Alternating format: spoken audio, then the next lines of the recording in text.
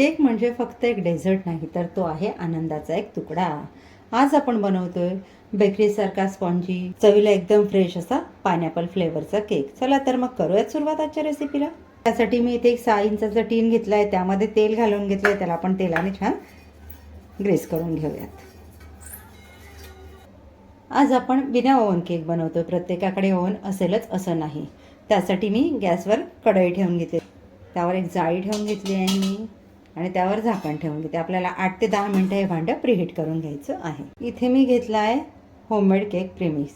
आपला 250 ml चा cup आहे, त्याच्यातनं मी 2 टेबलस्पून पीठ काढून घेतलेलं आहे. ज्या कपने आपण प्रीमिक्स घेतलं तेच अर्धा कप मी इथे पाणी घेतलेलं आहे.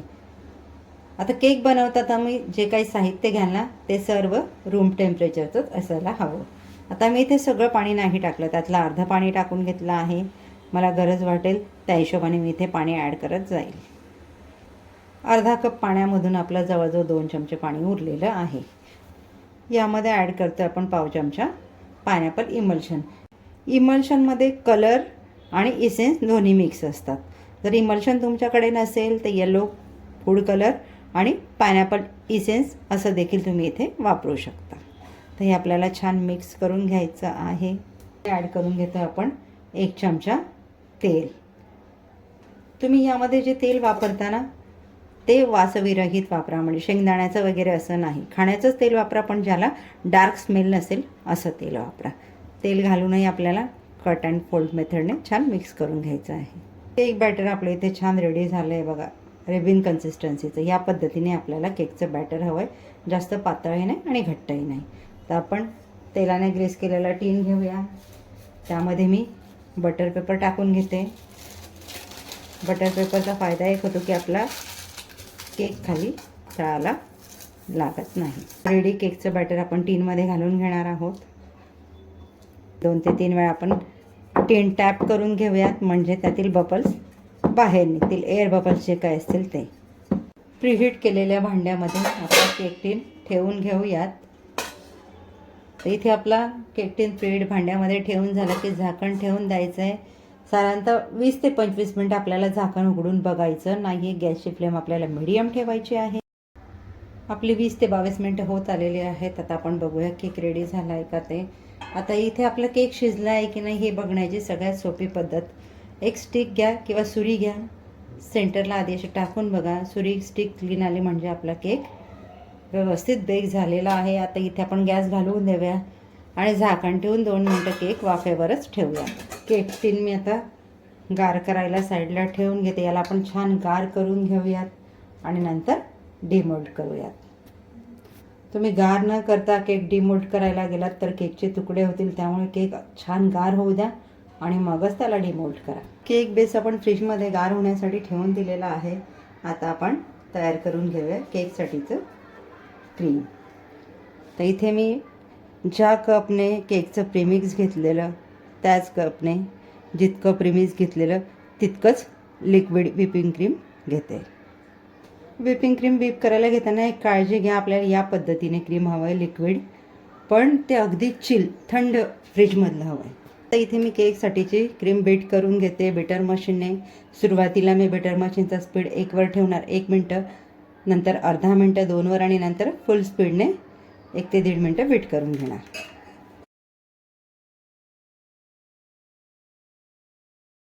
क्रीम आपली छान बीट करून झाली. आता ही क्रीम आपली बीट झाली आहे कसं ओळखायचं, या पद्धतीने आपल्या क्रीमला एक लेयर्स येतात. आपण बीट केलेल्या क्रीमची पातेली सरळ उलटी करून बघायची, आपलं क्रीम खाली येत नाही. एका जागी स्टिफ आहे म्हणजे आपलं क्रीम परफेक्ट बीट झालेला आहे. केकच्या आपण सर्व बाजूने थोड्या कडा मोकळ्या करून घेऊयात आणि केक आता डिमोल्ड करून घेऊयात. या पद्धतीने त्याला उलटा करूयात, हलका टॅप करूयात. आपला केक डिमोल्ड झाला आहे, जराही कुठे लागलेला नाही. तर आपण यावरचा बटर पेपर काढून घेऊयात. केक आपण सरळ करून घेऊयात आणि त्याच्या लेअर कट करून घेऊयात. आता मी 3 लेअरमध्ये केक कट करून घेणार आहे. त्या अगोदर हा वरचा थोडा डोम शेप झालेला आहे ना तो आपण काढून घेऊयात. आता 3 लेअर याच्या कट करून घेऊयात. तुम्हाला सुरीने जमत नसतील तुम्ही दोऱ्याचा वापर केला तरी देखील चालेल. दुसरी लेअर देखील आपली कट झालेली आहे. पण 3 लेअर छान कट करून घेतले आहेत. आता आपण घेऊयात केक क्रम कोट करायला. टर्न टेबलवर मी एक कपडा ठेवून घेतला, त्यावर मी ठेवून घेते माझा केक बेस. कपडा ठेवण्याचं हे कारण की आपला केक बेस हलत नाही. इथे शुगर सिरप तयार करण्यासाठी मी 4 चमचे पाणी घेतलं आहे. त्यामध्ये 1 चमचा साखर घेतली आहे. ते छान गार झाल्यानंतर त्यामध्ये मी पायनॅपलचं क्रश ॲड करून घेतला 1 चमचा. केक बेसवर मी थोडासा व्हिपिंग क्रीम लावून घेते. त्यावर आपल्या केकची कट केलेली मधली लेअर ठेवून घेते. ती छान सेट करून घेते. चौबाजूने अंतर बघून त्यावर आपण शुगर सिरप ॲड करून घेणार आहोत. आधी कडेकडेने ॲड करणार आहोत, म्हणजे केकच्या कडा या थोड्या कडक असतात, त्या मऊ होतात. यावर घालून घेऊयात आपण व्हिपिंग क्रीम. व्हिपिंग क्रीम आपण छान सगळीकडे पसरवून घेऊया एकसारखी. यावर घालून घेतोय आपण पायनॅपलचं क्रश 1 चमचा. तेही आपल्याला इथे व्यवस्थित पसरवून घ्यायचं आहे. पायनॅपलच्या सीझनमध्ये तुम्ही फ्रेश पायनॅपलचा देखील इथे वापर करू शकता. दुसरी लेअर यावर आपण ठेवून घेतलेली आहे. शुगर सिरपने सोक करून घेऊयात. पहिल्या लेअरला जी प्रोसेस केली तीच रिपीट प्रोसेस इथे करून घेणार आहोत. सगळ्यात खालची जी लेअर होती ती आपण इथे वरती ठेवून घेतलेली आहे. आता तिलाही आपण शुगर सिरपने सोक करून घेणार आहोत. त्यावरही आपण क्रीम घालून आता याला पूर्ण कोटिंग करून घेणार आहोत, म्हणजे आपला केक हा क्रम कोट होईल. या पद्धतीने आपण छान आपला केक क्रम कोट करून घेतो, म्हणजे जेव्हा आपण फायनल फिनिशिंगला केक घेऊ ना, केकचे क्रम आपले नंतरच्या क्रीममध्ये येणार नाहीत. म्हणून ही स्टेप कंपल्सरी करायची. क्रम कोट झाल्यानंतर तुमच्याकडे वेळ असेल तर केक तुम्ही फ्रीजमध्ये 2 ते 3 तास ठेवला तरी देखील चालेल. तुमच्याकडे क्रम कोट केल्यानंतर केक ठेवायला वेळच नसेल तर तुम्ही 10 ते 12 मिनटं फ्रीझरमध्ये ठेवला तरी देखील चालेल. तर याला मी गारवण्यासाठी फ्रीजमध्ये ठेवते. केक आपला छान गार झालेला आहे. आता आपण घेतोय फायनल फिनिशिंगला.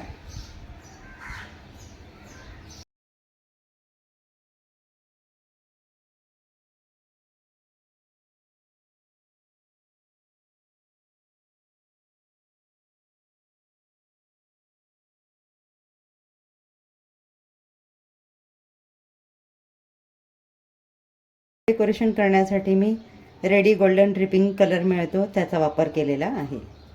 रोज फ्लॉवर्स बनवून घेतोय.